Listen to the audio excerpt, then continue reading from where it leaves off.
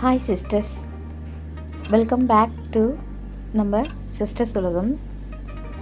So இன்றைக்கி என்ன டிஷ்ஷுன்னு வாங்க பார்க்கலாம். பன்னீர் பிரியாணி தான் பார்க்க போகிறோம். ரொம்ப டேஸ்டான பன்னீர் பிரியாணி. இது வந்து நம்ம பாஸ்மதி ரைஸில் பண்ணாமல் நம்ம வீட்டு அரிசியிலேயே பண்ணது. எங்கள் வீட்டில் அரிசி நல்லா இருந்ததால் பண்ணோம். அரிசி குழையாமல் நல்லா உதிரியாக வரும்னா நீங்கள் உங்கள் வீட்டு அரிசியிலே பண்ணுங்கள், இல்லாட்டி பாஸ்மதி ரைஸில் பண்ணுங்கள். ஸோ பன்னீர் பிரியாணிக்கு நம்ம ஒரு பேக்கெட் பன்னீர் வாங்கியிருக்கோம். நீங்கள் எந்த பிராண்ட் பன்னீர் வேணாலும் வாங்கிக்கலாம். செய்யும் போது மட்டும் பன்னீரை எடுத்து செய்யுங்க. அதுக்கு முன்னாடியே எடுத்திங்கன்னா பன்னீர் வந்து கொஞ்சம் மெல்ட்டாக இருக்கும்.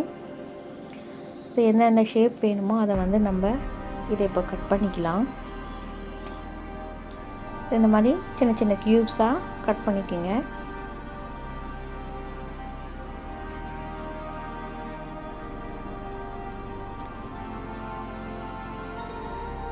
இப்போ இந்த க்யூப்ஸ் எல்லாம் நம்ம எடுத்து எண்ணெயில் ஃப்ரை பண்ண போகிறோம்.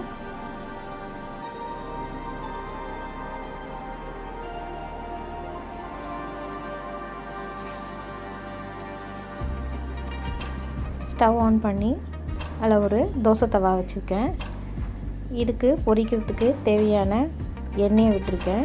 ஒரு பன்னீராக போடுங்க.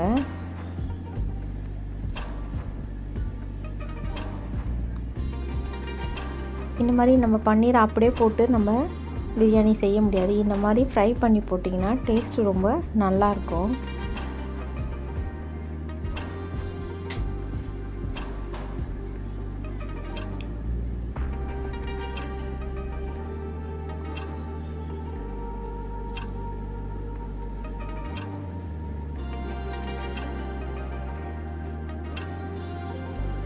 தனித்தனியாக திருப்ப முடியாது, ஆனால் ஒரு தோசை கரண்டி வச்சு அப்பப்போ திருப்பி போடுங்க. மீடியம் ஹீட்டில் வச்சுங்க. கொஞ்சமாக உப்பு தூவிக்கிங்க. அப்போ தான் அந்த உப்பு வந்து அந்த பன்னீரில் லைட்டாக ஒட்டிக்கும்.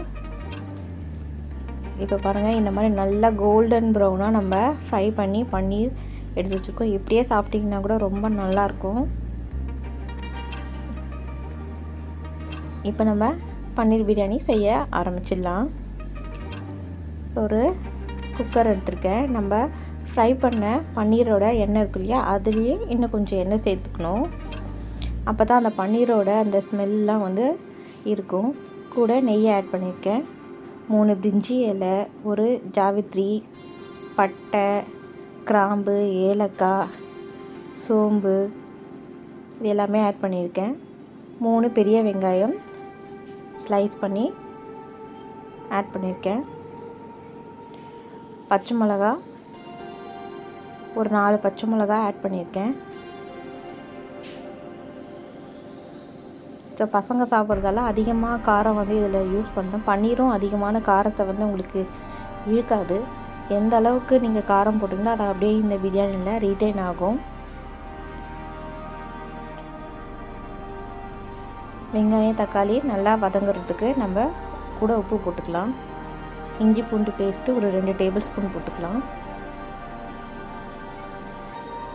தக்காளி போட்டதுக்கப்புறம் இஞ்சி பூண்டு பேஸ்ட்டு போட்டிங்கன்னா தக்காளி சீக்கிரமாக வதங்கிடும்.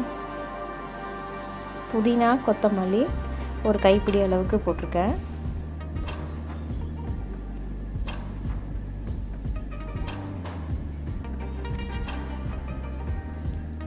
நீங்கள் எப்பவும் போல் அரிசியை ஊற வச்சுருங்க. முதலே ஊற வச்சுருங்க. ஒரு 1/2 அன் ஹவர் ஊறிட்டு செஞ்சோம்னா ரொம்ப நல்லாயிருக்கும். ஒரு 1/4 கப்பு தயிர் போட்டிருக்கேன்.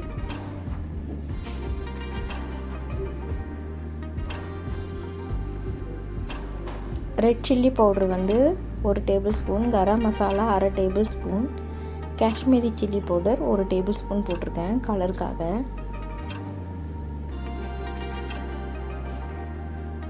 நான் வந்து 2 அழாக்கு அரிசி எடுத்திருக்கேன், அதனால் 4 அழாக்கு தண்ணி ஊற்றுறேன். இதே பாஸ்மதி ரைஸாக இருந்தால் 3 அழாக்கு போதும்.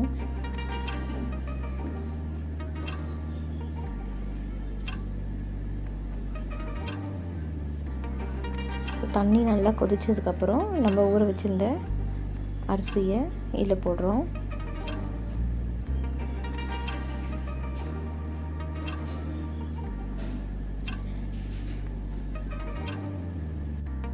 அரிசி நல்லா 3/4 பதம் வெந்ததுக்கப்புறமா நம்ம வறுத்து வச்சுருந்த பன்னீரை இதில் ஆட் பண்ணிக்கிறோம்.